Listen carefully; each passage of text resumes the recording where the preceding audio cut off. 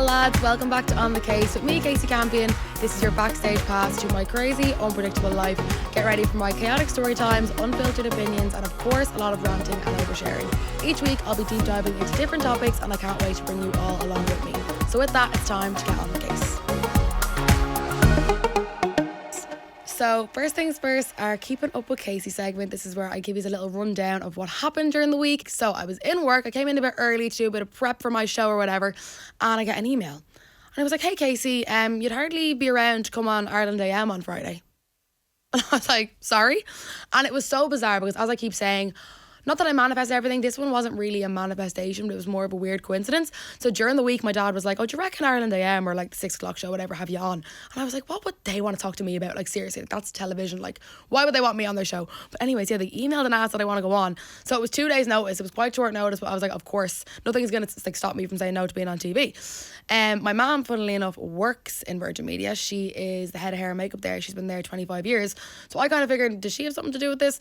So I rang her and I was like, do you know this girl, after emailing me to go on the show? And she had no idea. So I was delighted that I kind of got it on my own or whatever.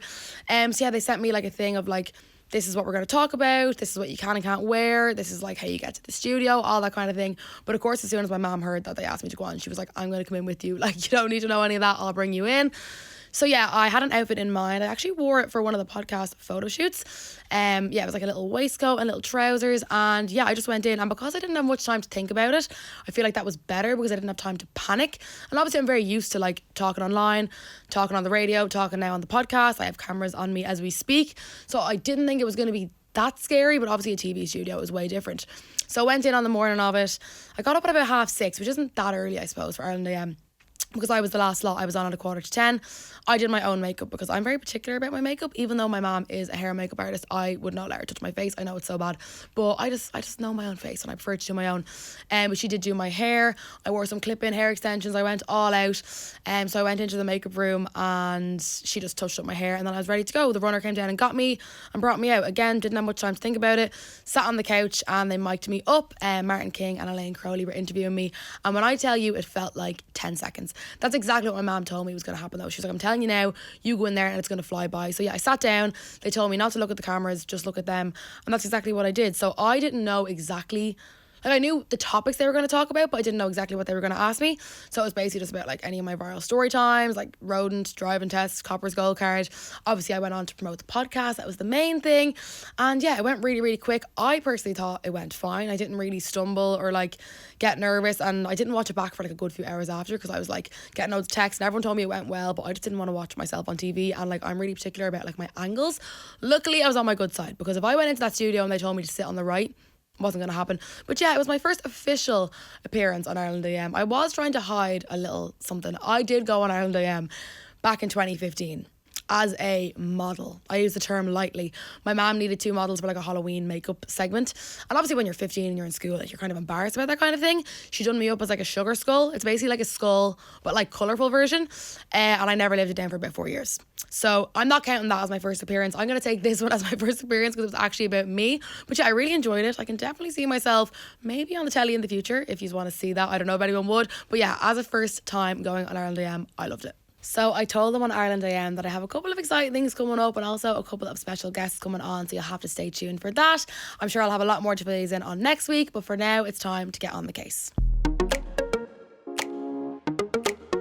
So this week's case is going to be all about my routines. And by routines, I mean like skincare, hair care, beauty, fitness. Because obviously when I got asked to go on TV, I was like, whoa, this has to be the nicest I've ever looked. Like, it was a bit of pressure. And I feel like a lot of influencers or content creators have these like strict routines they follow every day. And I am going to be the first person to say I do not do any of these things. I really try. Let's start with skincare. Okay. So they tell you need to do skincare in the morning and in the evening. I said in January, I'm going to make this my New Year's resolution. I'm going to really try and do skincare. And I feel like a lot of people watching me always ask me, oh my God, what's your skincare routine? Okay, so it's very basic. This year I decided, okay, you need to start washing your face, because I was only washing my face in the shower, like when I was in the shower anyways, or if I was taking my makeup off. I wasn't just washing my face just to wash my face. That's kind of gross, but you know me, I'm giving you the inside info here. So now I'm using a face wash. That's one bonus that we have going on. Then I use like a moisturizer if I'm feeling in the mood. But sometimes the moisturizer gets in my hair and like it really annoys me because it can be greasy and stuff. So if I don't want to use a moisturizer, hyaluronic acid. That's my literal best friend. But a lot of you might have seen, I put up a TikTok in like December saying that I was going to come off my pill that I've been on it for 5 years and I just had enough of it. Like, there's no point in being on it, let's come off it. And a lot of people said that your skin might react badly to it, which it kind of has. And I feel like people have different experiences with it. I used to get really bad spots when I was like 16, like in TY. And in the last couple of years, I've had no spots at all. But now since coming off it, again, if you're watching on YouTube, you probably can't tell because I have makeup on. But I have been getting a lot of spots. So yeah, my skin's not perfect. Nobody's skin's perfect. And I feel like if you just have like a basic routine like that, I feel like sometimes if you buy into all these hundreds of products people are trying to sell you, that it's going to do your skin worse. Like, you know, you don't need all that stuff. So yeah, simple routine. That's what I do.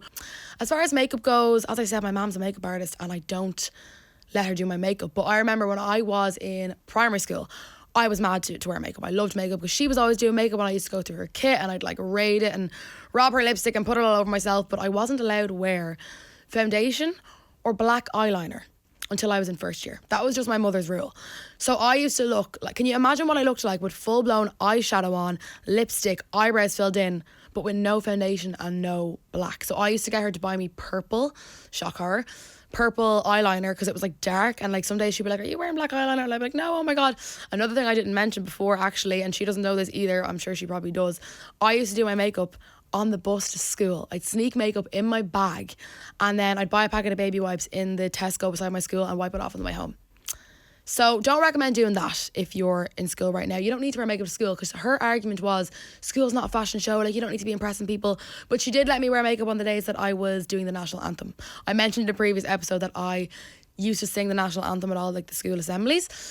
So I was allowed to wear makeup those days. Now, as far as hair goes, that's one of the most asked questions I get. What is your hair routine? And I think because I've never dyed my hair, it's like semi-healthy, and obviously it's ginger, so I've always been told by everyone, oh my god, don't dye your hair. But this is one routine that I will praise myself on. I do it every single time I have a shower. Obviously shampoo, conditioner, that's basic, but I always use heat protectant. You have to use heat protectant. Do you ever see those videos on TikTok where they have like 2 slices of toast and they'll spray like heat protectant on one, not the other? It's so important. And I also use like any kind of serum, whether it's like argan oil or just like some kind of oil in the ends of my hair. And one of the most asked questions I get is about the glitter. So glitter grew wig, just do my glitter. I don't know if you can see it on camera, you might be able to. That lasts me months and it's honestly one of the best things I've ever gotten. Obviously it's not like part of my hair care routine, but it does make my hair look pretty nice during the summer and I get so many compliments on it. So that is definitely something I'm going to keep doing. And I feel like these are like, do you ever see those videos where it's like low maintenance things? Is it low maintenance things to make yourself high maintenance? I don't know. They're like little things you can do to make yourself feel and look better. Like a lot of the stuff I do isn't just for vanity purposes. Like I feel great when I have my little tinsel in my hair, or like even when I have been sticking to my skincare routine, I just feel better about myself that I'm like putting effort into myself because I'm really busy. I'm sure a lot of you are busy as well. And it's nice to just take 5 minutes in the morning and the evening, do your skincare and just, you know, feel good about yourself. So they're the 3 main routines I stick to for beauty, skin and hair. Then fitness. Get a lot of questions about fitness. Again, I'm not like a fitness influencer or like a Fitspo or like, you know, what I eat in a day. I'm definitely not the best influence for those kind of things. But a lot of people ask me about running. How to get into running? I feel like I could never do it. What's your motivation? And to be honest with you, like it's mainly for my head, which I feel like is a good starting point. Because if you're doing something purely for like your physical appearance, then I feel like, you know, you're starting off to a bad start. And also I do kickboxing. I feel like a lot of people don't know that about me. I do kickboxing for fitness, not for like actually fighting people. And my neighbour's actually my instructor and he is, again, really, like, motivational. And he's like, you're here for your head, not for your body. And he always says that your body will follow if you're doing it for your head, if that makes sense. So, like, he knows that I'm really busy. I'm always up in Dublin. I'm always at events. I'm always doing influencer stuff. And his main thing is you need to come in here, forget about all that for an hour and just do your exercise. And it's actually worked out because I have been training for the last, I'd say, 3 months for my head, whether it's running, kickboxing, going to the gym. And I have noticed recently that I actually have a few of my clothes are a bit looser on me, which is great. But this is what I'm trying to tell you. So if you train for your head, eventually it'll show on your body, which again, you don't need to do these things, but they just make me feel better. And yeah, to keep motivated, I like to watch other people's videos. So I like to watch running vlogs. I post my own running vlogs, and a lot of you have told me that you love watching mine, and also a good playlist. People are always asking me for my running playlist. I literally look up motivational running and press shuffle. But if you want a running playlist, I will try get one up for you soon. So of course there is some negatives that come to doing social media. I was supposed to say being on the telly. I was on the telly once, doing the podcast, being on the radio.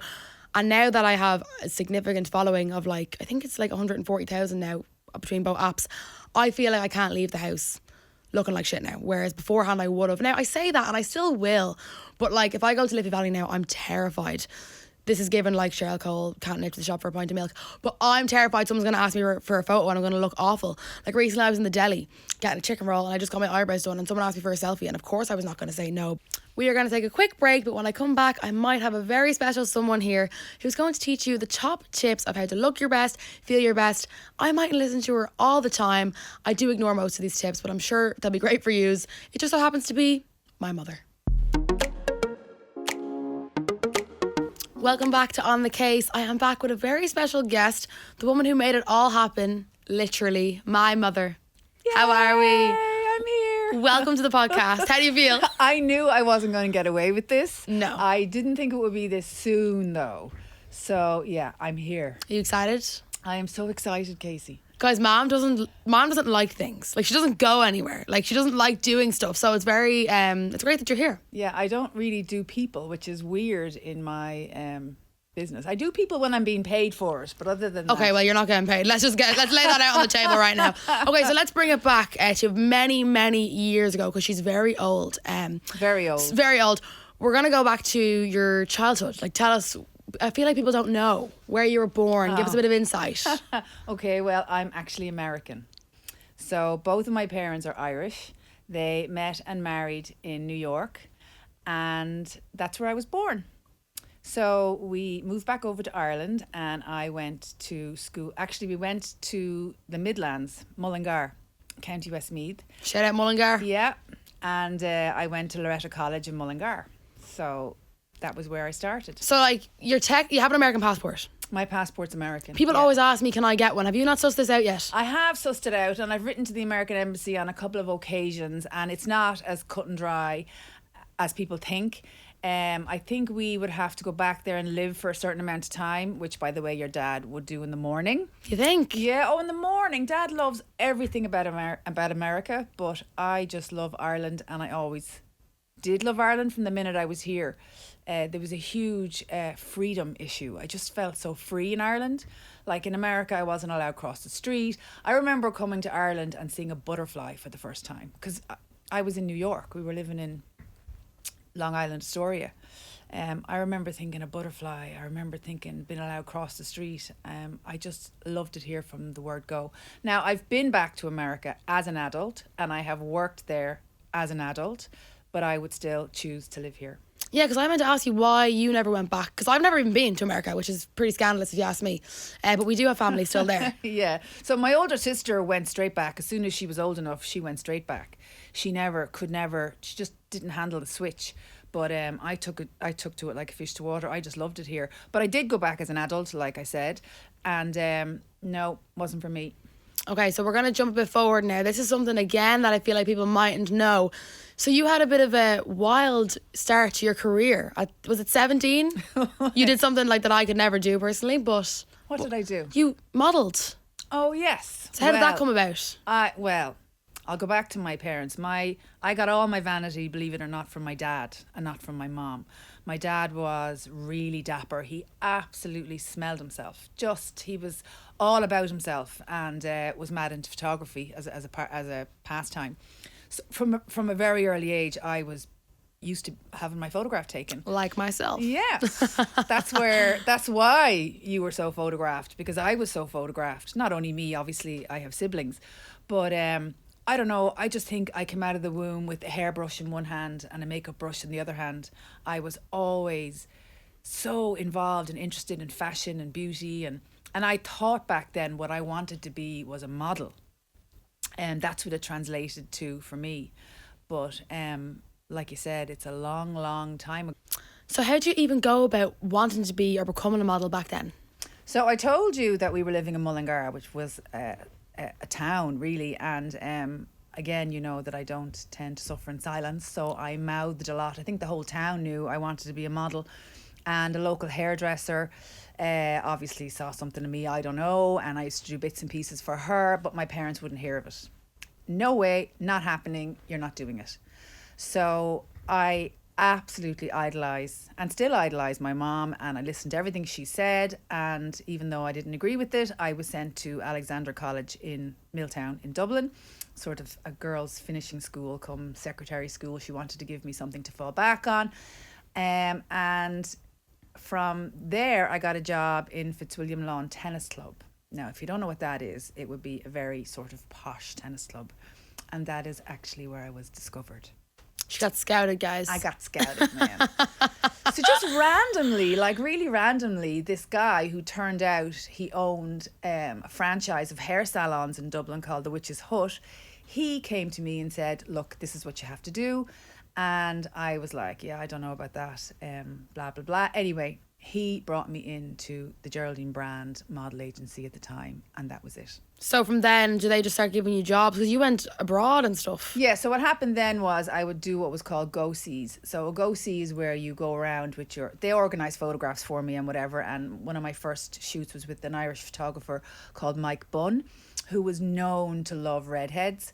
One day I got a phone call from the agency to say there was an agent coming in from Milan, and all the girls, we were all lined up like, I don't know, like cattle, and we went into this room where we met with an Italian agent, and there was an entourage with them. Long story short, I won the scholarship, me and another Irish girl, and I went to Milan. And you were how old? I was, I'd say 18 and a half. So you jetted off to Milan at 18 to go model. Yep. And I remember you telling me a few stories about, oh my God, it was very little money and little food situation. No, well, so had I to pay for my flights? No, they paid for my flights and my accommodation, but it was so funny because I was so green. I had the most ginormous suitcase you've ever seen in your life. That's where I get that from. Yeah, and I think I packed every single stitch of clothes I ever owned. And of course, when I got to the airport, it was overweight, and it was just a disaster. But no, I worked and lived in Milan for about 6 months. Some people, our other Irish models have horror stories about Milan, but I just happened to get in with the right people. I was just lucky. And even though I didn't make $1 million, I broke even. But yeah, no, money was scarce when we were there. I lived on a diet of brown rice. It was the usual model stuff. But yeah, I really grew up in that time because obviously Milan is the fashion capital of the world, and it was dangerous. So then what happened, I came back to Ireland with this fancy portfolio with all these amazing, like Fabrizio, I worked with Fabrizio Gianni. I had all these, I don't even know if I was a good model. Like, I'm 5'7.5", which is considered small. I was definitely more a photographic model. But so when I came back, I had all this fancy work in my book, and which helped get me more work. But of course, I had gotten the bug of itchy feet, and I couldn't stay here. So I went from Milan to London to New York.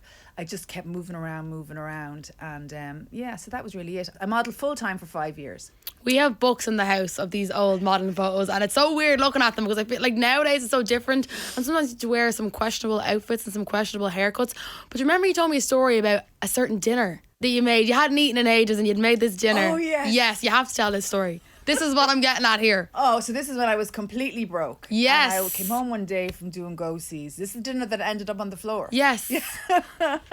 I literally got all the food that was in the presses. They were probably out of date and everything, but it was the last of everything, and I was starving. And I was living in Rathmines, Belgrave Square, and I walked from the kitchen to the sitting room with my dinner in my hand, and I balanced it on the arm of on the arm of a chair, went back to get a drink, and I knocked it over on the carpet.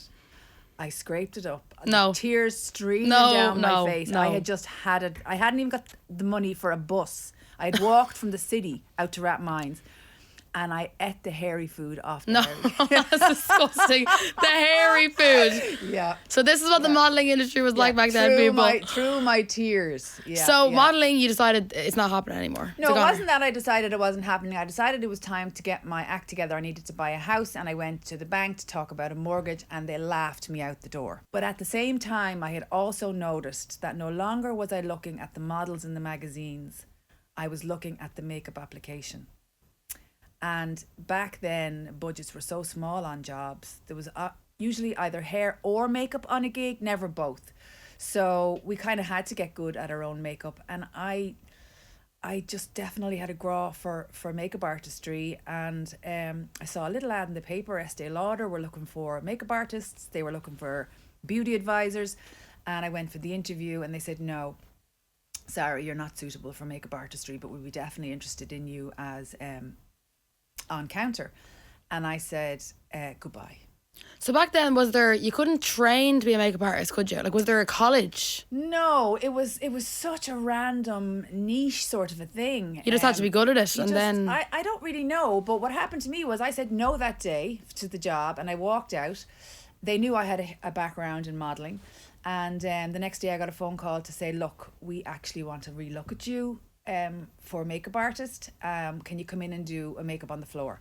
So I said, yeah, sure. I was so cocky and confident, went in, knew nothing about Estee Lauder products. They supplied a model on the shop floor in Brown Thomas in Dublin. And I did this girl's full makeup, delighted with myself. And anyway, long story short, I got the job. But months later, that girl came to me and said, I just wanted to let you know, you covered my entire face in concealer. Oh. So you got in by being a spoofer, basically. Yeah, by being a spoofer. So you were actually, she doesn't like to brag, but you were the first, was it on-counter makeup artist? I was the first ever makeup artist on counter in Ireland, yeah. So from then on, that's when the makeup thing took off. So what happened, what happened then was they sent me to train. They actually paid me to train. And they sent me to London, and I was trained by Paul Harrington, Daniel Sandler, some of the biggest names. I was so blessed. And I didn't need a lot of training. I will give myself that. When I came home, it was just crazy.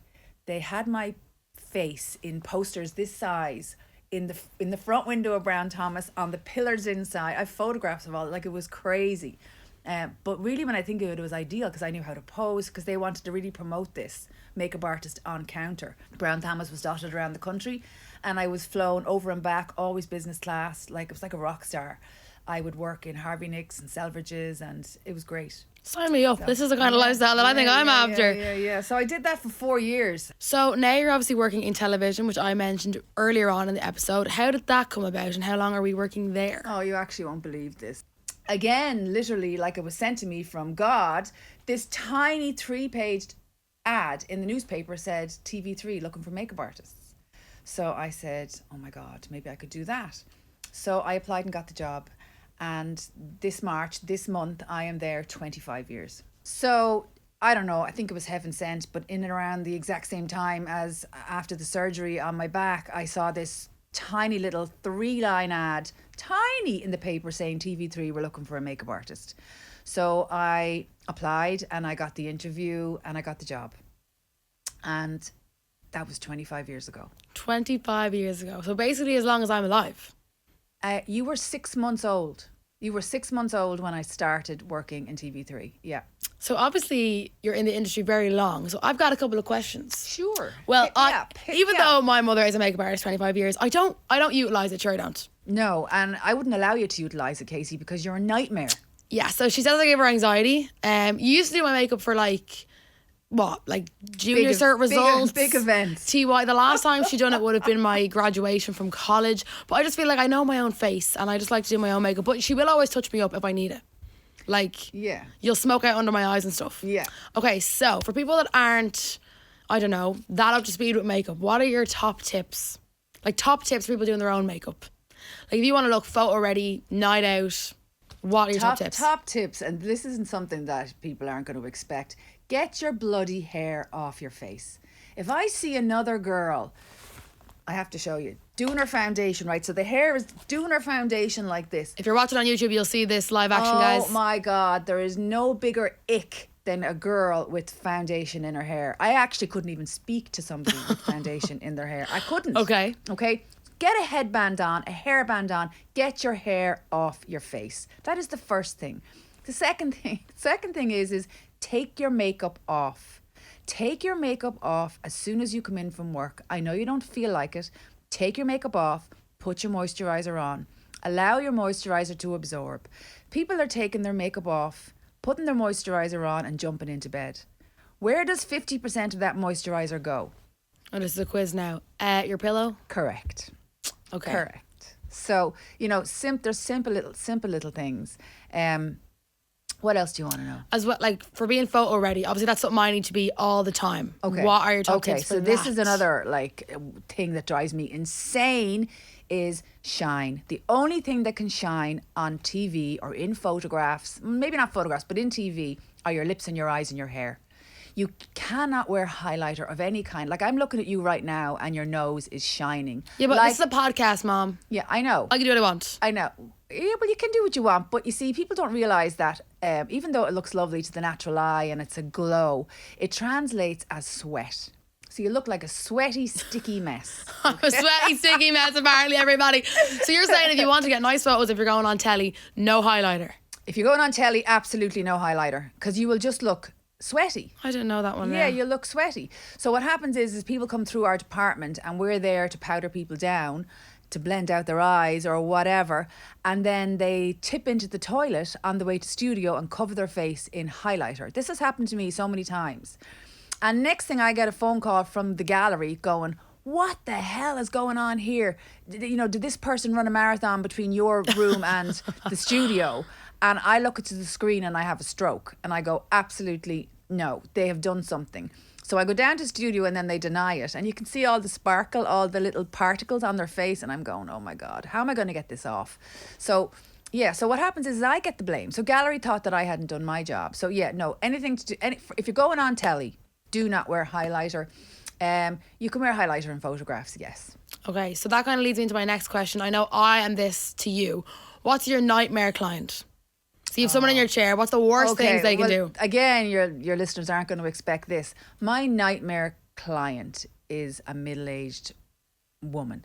And when I say middle-aged, yourself? It's a woman who is in denial that she's getting older and she doesn't want to see lines and wrinkles. So she wears less and less and less makeup. And then she comes in a professional setting and I'm doing a professional makeup, and even though I'm using all the right products for her age, they freak out when they see lines and wrinkles. Like I don't do weddings anymore because I can't deal with bridezillas, but even older brides getting married, they're a nightmare because like I'm not a magician. I can only work with what's in front of me. I'm not a plastic surgeon. I'm a makeup artist. So I'm going to enhance everything that you have. I'm not going to enhance the lines and wrinkles. I'm going to try and disguise them. But middle-aged women are very difficult to do if they're not makeup wearers. So and what are things that people would do while you're doing your makeup that would annoy you? Like, when you're doing mine, I'm checking every 5 seconds. Well, I wouldn't allow that with you, right? I've taken the phone out of her hand. I've taken the mirror out of her hand. Clients this is the word. Clients, can I have a red lip? Yes, you can have a red lip, but are you capable of shutting your mouth for 5 minutes? They think I can do a red lip while they're talking. And any makeup artist will tell you a red lip is one of the hardest things because you have to be very accurate. You don't want to stain the skin, and people continue to talk. They talk while I'm doing lipstick. So, yeah. So what is your best makeup experience? As in, there's a couple of people who you've dreamed of doing. You had like a list, remember, of like 3 people you wanted to do. Who are they and who have you succeeded from that list? Oh, well, Graham Norton. I'm Graham Norton's biggest fan, and I came into work one day and he was on the list. I actually nearly passed away when I saw that. She has this list, and we all, actually, there's a funny story I need to tell in a minute. So he's one off the list, right? And he was there. Continue. Yeah. So you know who the next one was. You're going to slag me now. Yes. Simon Cowell. Simon Cowell, right? This is the funniest thing that ever happened, right? So Mom texted me one day and she's like, you're not going to believe it.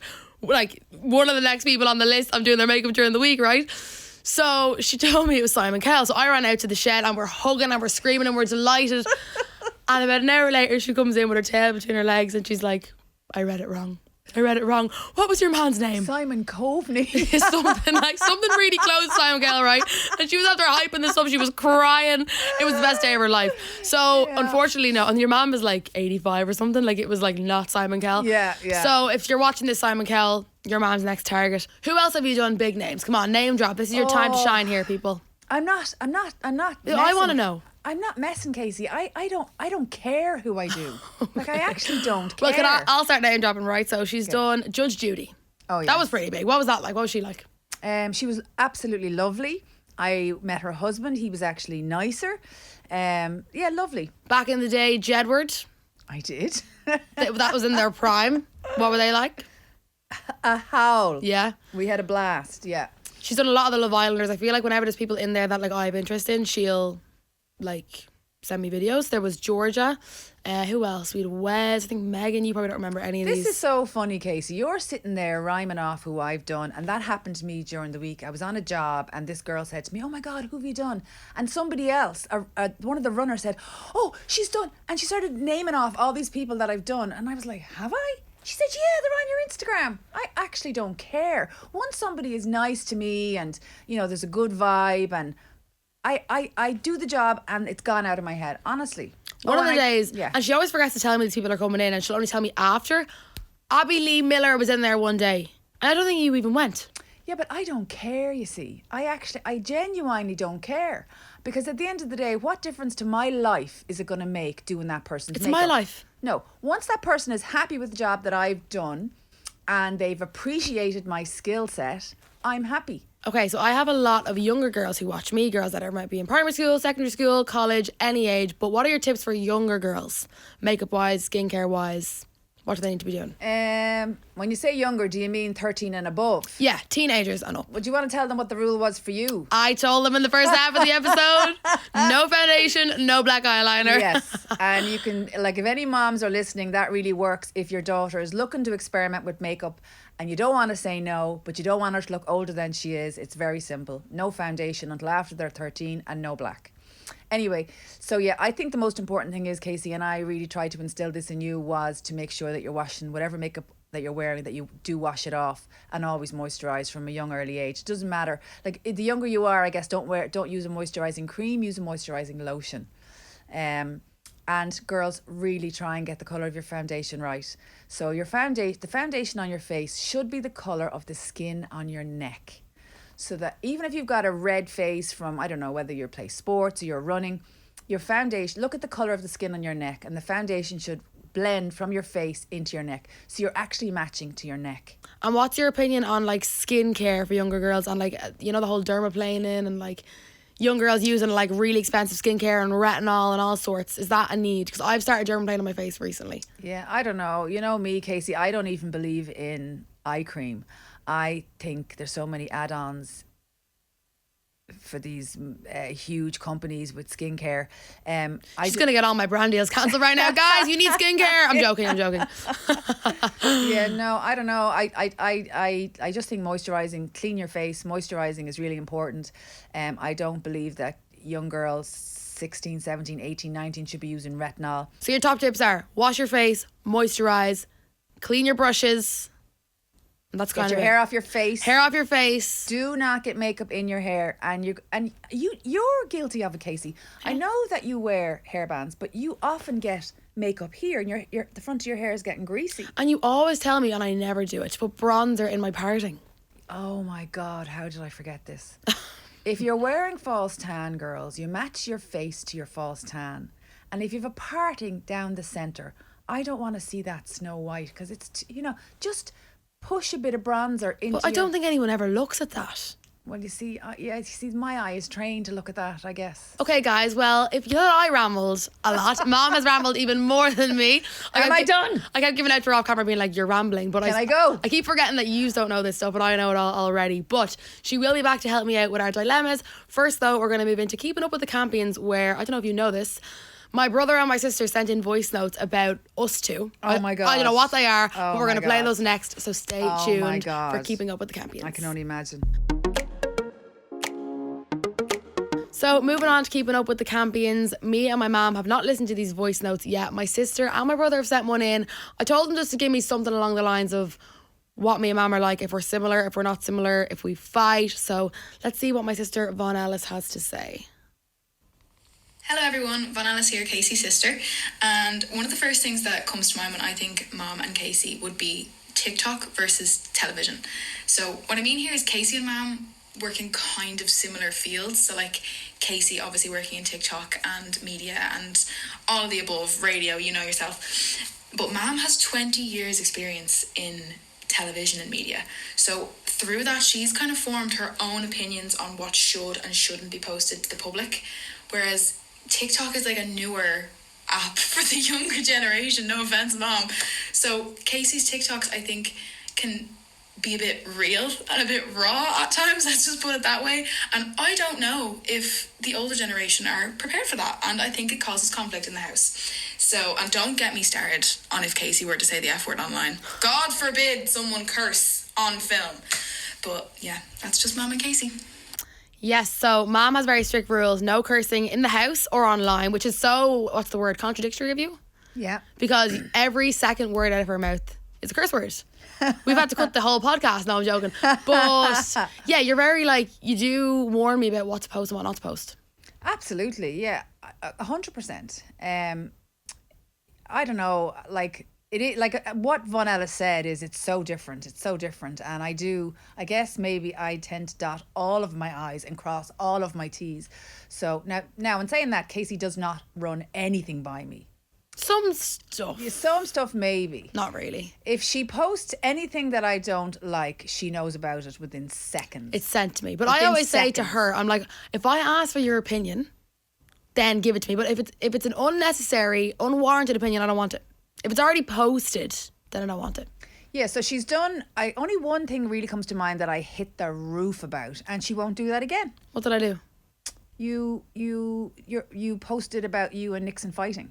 Yeah, that's relatable, real content. I don't care. There has to be a line, and I'm the person who draws the line, and you are living in my house, under my roof. Okay, guys, it's going to be a scrap on the podcast. Okay, moving on to my brother Jack's voice note. Jack, you never know what this fella is going to come out with, so here we go. What's up? It's Jack again, the eldest brother, and one thing about my mum and Kasey that I've always noticed, that obviously Kasey picked it up off her, but is that they have to have the last laugh. Like, and by that I mean in an argument, there's no winning. Whether you're right or wrong, whether they're right or wrong, it's just they have to have the last word in the argument or conversation. So this is true. Something about me and Mum is I'm always right, but she's also always right in her mind. I am always right, Kasey. You're not. Okay, tell them about the note you've stuck in the press in the kitchen. I was going to bring this up. So, yeah. Because Mom is always right, she was wrong like twice. I think it was over something stupid. It was about the X Factor back in the day. It was over someone was going to be voted out or something. And I wrote it down, the date, the time. If I can find it, I'll put a screenshot of it in here if you're watching on YouTube, and made her sign it to prove that she was wrong. Yeah, and that was the only time I've always been right. Yeah, but I don't go getting out contracts now every time you're wrong. Yes, you do. I'm never wrong. You are wrong I'm sometimes. Never wrong. And Vanilla said 20 years experience. I have 30 years experience. So that's why I try and let you know and help. All I'm trying to do is help. Okay, well, anyways, guys, I thought they were going to be a lot harsher than that. Vanellis was actually nice. That's it for Keeping Up with the Campions this week, but it will definitely make a return next week. Now it's time to move on to our best case scenario, where we help you out with all your dilemmas.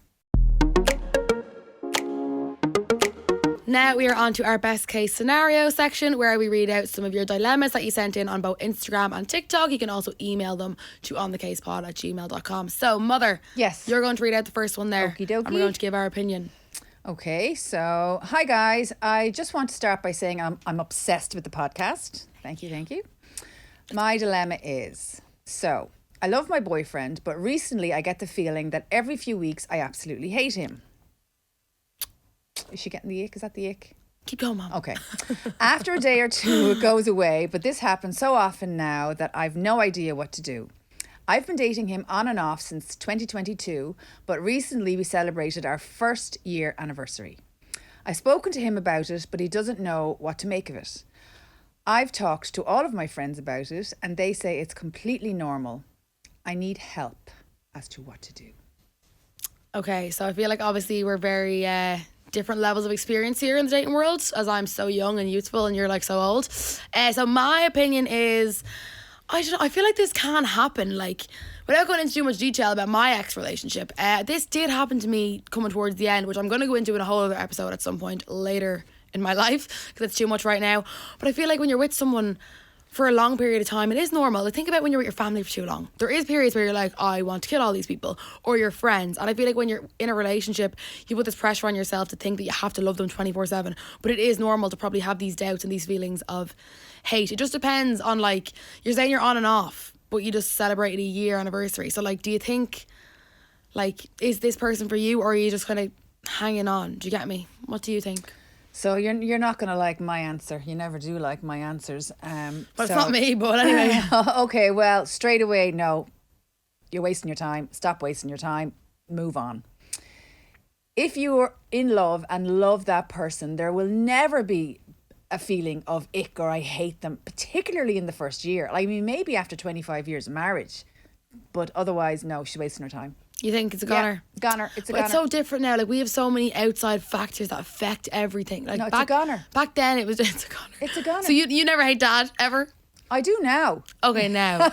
But in the first year? Absolutely not. You want to spend every waking moment with that person. It doesn't matter what job you have, what is on, where you're going, a family occasion, all you want. If you are really in love or falling in love, that's all you want.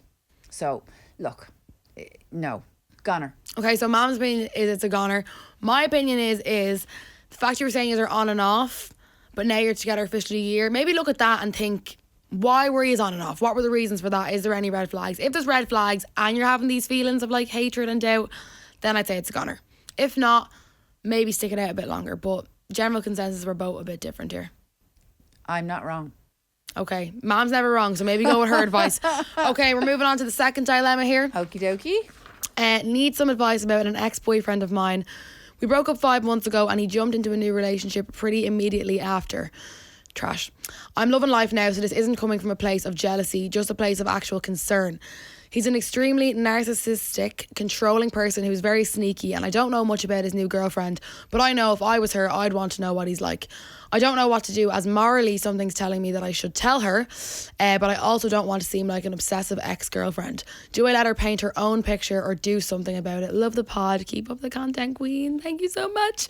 Maybe you start off with this No, one. completely mind your own business. It's none of her business. You think? Yeah, absolutely. See, I was in this position, not really. So obviously when I got cheated on, I wanted the world to know, which they now do. But at the time, I was like so angry. I wanted everyone to know what he did.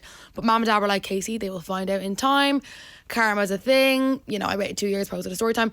But yeah, as much as you want to tell this girl, it's not your place to tell her. And I understand that you feel bad for her as a girl, wanting to help out another girl. But at the end of the day, if he was like that with you, how long were you with them? Yeah, she's just going to see the sour grapes. She probably won't even believe her, and she won't thank her for it either. So. She'll see it herself. Like, if you really want her to find out without telling her directly, maybe like let her find out through the grapevine. Like, maybe you tell people what he was like to you and it might make its way back to her, or like maybe tell one of her friends or something. Sorry, I might be giving you really bad advice. This is just things I would do because I am petty and I am salty. Absolutely. Haven't I? Yeah. I don't let things go. So look, I wouldn't go to her directly because it is going to look like you're just sour and that you are jealous, even though we know that you're not. But yeah, if you really think you need to get it back to her, maybe say it to one of her friends or someone you know.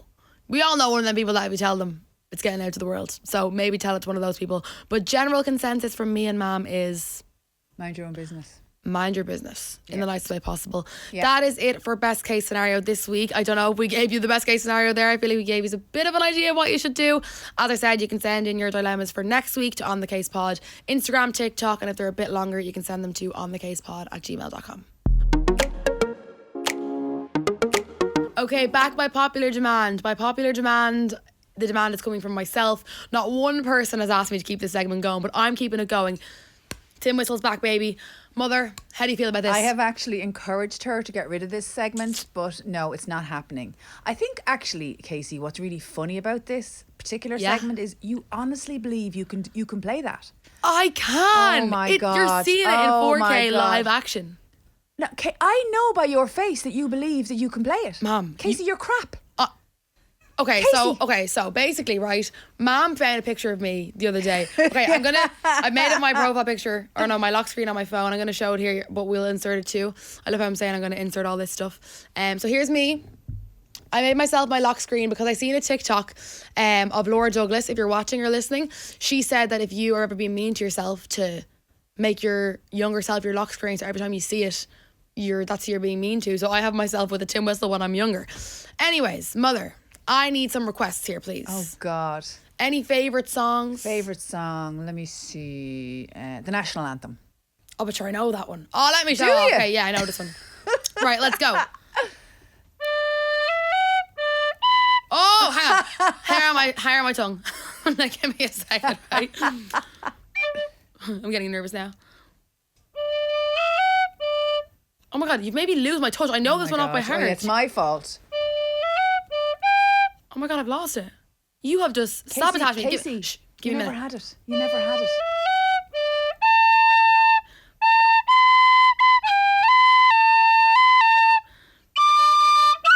Oh my God, I've lost. I had it.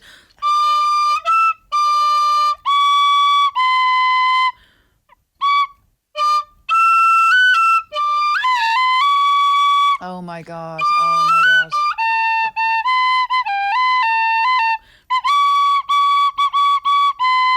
God, I'm so sorry I picked that song.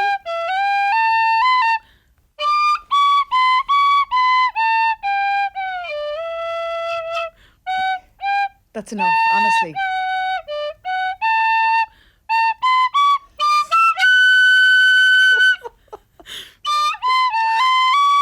Look, come on. That was very good. If there's any like big GAA games coming up or anything that you want me to play for, let me know. I personally think this is the best segment. If you want a full you're delusional. episode on the Timber, so let me know. But please, we want suggestions of what to call this segment. Something catchy, you know. So please do send them in to On The Case Pod. TikTok, Instagram, and Gmail. onthecasepod@gmail.com to see my best friend return every single week. And if I get a chance to steal that out of her bag, guys. I've got 2.